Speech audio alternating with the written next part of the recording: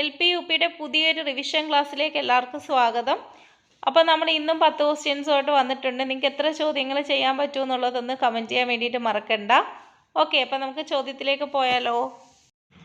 കുട്ടികളുടെ ശ്രദ്ധ എല്ലായ്പ്പോഴും ക്ലാസ്സിൽ നിലനിർത്താൻ അധ്യാപകന് ചെയ്യാവുന്നത് എന്താ ചെയ്യാൻ വേണ്ടി പറ്റുന്നത്? വെറൈറ്റി ഓഫ് ലേണിംഗ് സിറ്റുവേഷൻസ്, വിവിധ പഠന സാഹചര്യങ്ങൾ സൃഷ്ടിക്കുക. നറേറ്റീവ് സീക്വൻസസ്, ആഖ്യാന ശൈലി അവലംബിക്കുക. ലെക്ചറിങ് സ്ലോലി ആൻഡ് സ്റ്റെഡ്ലി, അതായത് വേഗത കുറച്ചുകൊണ്ടുള്ള ലെക്ചറിങ്. ട്യൂട്ടോറിയൽ രീതി അവലംബിക്കുക, ട്യൂട്ടോറിയൽ മെത്തേഡ്സ്.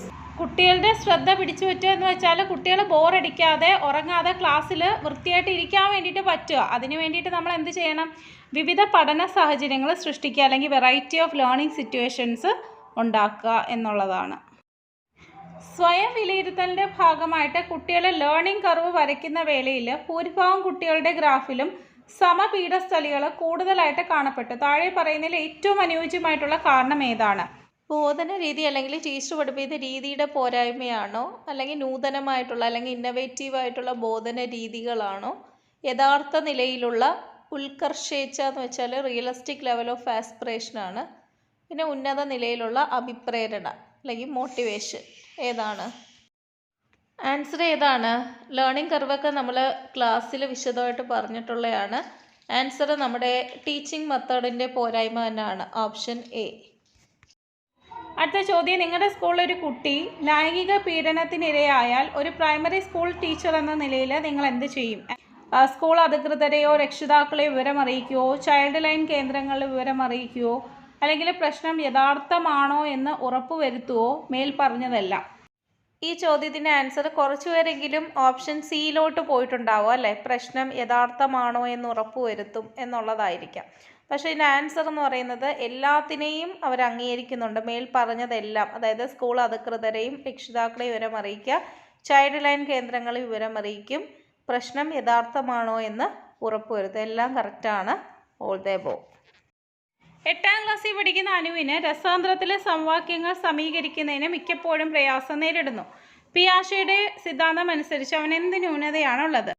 വസ്തുസ്ഥിരത അല്ലെങ്കിൽ ഒബ്ജക്റ്റ് പെർമനൻസ് ആണോ, കൺസർവേറ്റിസം, പ്രത്യാവർത്തന ചിന്ത അതായത് റിവേഴ്സിബിൾ തിങ്കിങ്, യുക്തിപരമായ ചിന്ത ലോജിക്കൽ തിങ്കിങ്, ഏതാണ് കറക്റ്റ് ആൻസർ?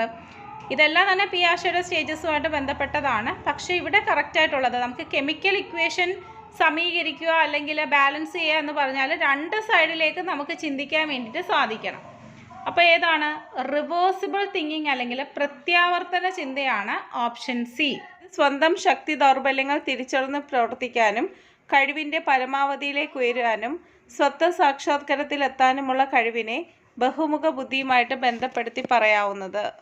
ദൃശ്യ സ്ഥലപര ബുദ്ധി, പ്രകൃതിപരമായ ബുദ്ധി, ആന്തരിക വൈയക്തിക ബുദ്ധി, വ്യക്തിയാന്തര ബുദ്ധി. അപ്പോൾ ഇവിടെ സ്വയം എന്ന് പറഞ്ഞിരിക്കുന്നത് കൊണ്ട് തന്നെ നമുക്കറിയാം ഇൻട്രാ പേഴ്സണൽ ഇൻ്റലിജൻസ് ആണ്, അല്ലെങ്കിൽ ആന്തരിക വൈയക്തിക ബുദ്ധിയാണ്. ഇൻ്റർപേഴ്സണൽ എന്ന് വെച്ചാൽ എന്താണ്? വ്യക്തിയാന്തര ബുദ്ധി എന്ന് പറയുന്നത് എന്താണ്? മറ്റുള്ളവരുടെ ഫീലിങ്സ് മനസ്സിലാക്കാനും അവരുടെ ഇമോഷൻസ് ഉൾക്കൊള്ളാനും അവരെ കേൾക്കാനും ഒക്കെ ഉള്ള ഒരു കഴിവുണ്ടെങ്കിൽ അതിനെയാണ് വ്യക്തിയാന്തര ബുദ്ധി എന്ന് പറയുന്നത്. ഇവിടെ സ്വയം എന്നെടുത്ത് പറഞ്ഞിട്ടുണ്ട്, അതുകൊണ്ട് ഇൻട്രാ പേഴ്സണൽ ഇൻ്റലിജൻസ് ആണ്, ഓപ്ഷൻ സി. അടുത്ത ചോദ്യം, സിനി പാഠങ്ങൾ വളരെ പെട്ടെന്ന് നിമിഷങ്ങൾക്കുള്ളിൽ പഠിക്കുന്നു, എന്നാൽ മിനി അതേ പാഠങ്ങൾ പഠിക്കുന്നതിന് ധാരാളം സമയമെടുക്കുന്നു. ഇത് സൂചിപ്പിക്കുന്നത് ഏത് വികാസ തത്വത്തെയാണ്? തുടർച്ച അല്ലെങ്കിൽ കണ്ടിന്യൂറ്റി, പൊതുവായതിൽ നിന്ന് പ്രത്യേകമായതിലേക്ക് എന്ന് വെച്ചാൽ എന്താ? ജനറൽ ടു സ്പെസിഫിക് ആണ്. വ്യക്തി വ്യത്യാസം, ഇൻഡിവിജ്വൽ ഡിഫറൻസ്, പരസ്പര ബന്ധം, ഇൻ്റർ റിലേഷൻഷിപ്പ്, ഏതാണ്? ഒരു ക്ലാസ്സിൽ എല്ലാ കുട്ടികളും ഒരുപോലെയല്ലല്ലേ. ചില കുട്ടികൾ എന്താണ് പെട്ടെന്ന് തന്നെ പാഠങ്ങൾ പഠിക്കും, ചില കുട്ടികളാണെങ്കിൽ ഒരുപാട് സമയം എടുക്കും അല്ലേ. പലതരത്തിലുള്ള കുട്ടികളുണ്ട്. ഇനിയാണ് നമ്മൾ വ്യക്തി വ്യത്യാസം അല്ലെങ്കിൽ ഇൻഡിവിജ്വൽ ഡിഫറൻസ് എന്ന് പറയുന്നത്, ഓപ്ഷൻ സി. എല്ലാ നവജാത ശിശുക്കൾക്കും ജന്മനാ തന്നെ ഭാഷയുടെ ആന്തരിക ഘടന മനസ്സിലാക്കി ഭാഷാ വികാസം സാധ്യമാക്കുന്നതിനുള്ള ഒരു ലാംഗ്വേജ് അക്വിസിഷൻ ഡിവൈസ് ഉണ്ടെന്ന് നിർദ്ദേശിച്ചത്? ജീൻ പിയാഷെ, Vygotsky, Noam Chomsky, Bruner. Answer option C ആണ്, Noam Chomsky. Thinking about one's own thinking is called, ചിന്തയെക്കുറിച്ചുള്ള ചിന്ത. Cognition, dual cognition, mega cognition, meta cognition. Answer metacognition ആണ്, ഓപ്ഷൻ ഡി. അടുത്ത ചോദ്യം, gestalt സിദ്ധാന്തം അനുസരിച്ച് കുട്ടികളുടെ പഠനം ഏറ്റവും ഫലപ്രദമാവുന്നത് എപ്പോഴാണ്? ആവർത്തന പഠന രീതിയിലൂടെ, പ്രശ്ന പരിഹരണ രീതിയിലൂടെ, ശ്രമപരാജയ രീതിയിലൂടെ, അനുബന്ധന രീതിയിലൂടെ. ഏതാണ് ആൻസർ? പ്രശ്ന പരിഹരണ രീതി അല്ലെങ്കിൽ പ്രോബ്ലം സോൾവിംഗ് മെത്തേഡ് ആണ്, ഓപ്ഷൻ ബി. നമ്മളെ ബുദ്ധിമാനം അല്ലെങ്കിൽ IQ ആയിട്ട് താരതമ്യം ചെയ്യുമ്പോൾ ഇൻ്റലിജൻസ് കോഷ്യൻ്റ് അല്ലെങ്കിൽ വൈകാരിക മാനത്തിനാണ് ജീവിത വിജയം നിർണ്ണയിക്കുന്നതിൽ പ്രധാന പങ്കെന്ന് സൂചിപ്പിച്ചത് ആരാണ്? Gardner, Goldman, Albert Binet, Thorndike. അപ്പോൾ നമുക്കറിയാം ഇമോഷണൽ ഇൻ്റലിജൻസ് അല്ലെങ്കിൽ EQ എന്ന് പറയുന്നത് ആരുമായി ബന്ധപ്പെട്ടയാണ്? ഡാനിയൽ ഗോൾഡ്മാൻ ആണ്, ഓപ്ഷൻ ബി. ജ്യോതിഷിന് മാത്സ് പരീക്ഷയിലെ കൂടുതൽ ചോദ്യങ്ങൾക്ക് അവൻ ഉത്തരം എഴുതിയില്ല. അപ്പോൾ അവൻ എന്താ പറഞ്ഞത്? ചോദ്യങ്ങളിലെ ഭൂരിഭാഗവും ഔട്ട് ഓഫ് സിലബസ് ആയിരുന്നു അല്ലെങ്കിൽ സിലബസിന് പുറത്തുള്ളതായിരുന്നു. ഇവിടെ ഏത് സമായോജന ക്രിയാതന്ത്രമാണ് ജ്യോതിഷ് ഉപയോഗിച്ചിരിക്കുന്നത്?